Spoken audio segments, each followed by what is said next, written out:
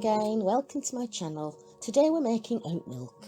I use oat milk a lot in my soaps because it's gentle and makes the soap more luxurious. However, you can use oat milk much as you would any other plant milk, and it makes a delicious shake if you whiz it with some ripe bananas and honey. You can also pour some in the bath, or my favourite is to pour some in a foot bath to soothe my sore feet. To make oat milk, you only need 2 ingredients, whole oats and water.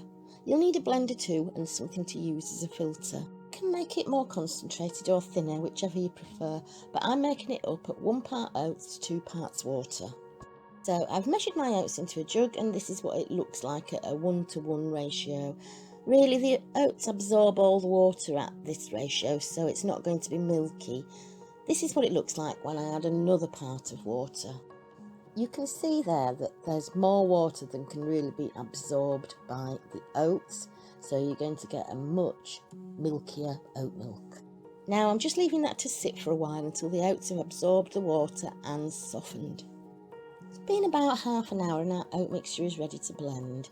I blend on full power for around 2 minutes to get the mixture nice and smooth.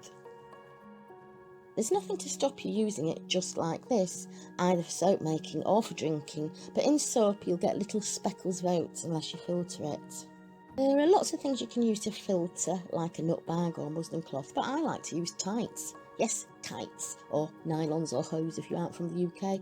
Fresh new ones, obviously, and this works brilliantly for me. But I just tie a knot in a section of tights and fold the top over a fairly narrow container. Once I've poured it in, it's easy to just slip the filter off the top, hold it tight so none escapes, and then squeeze the oat milk through.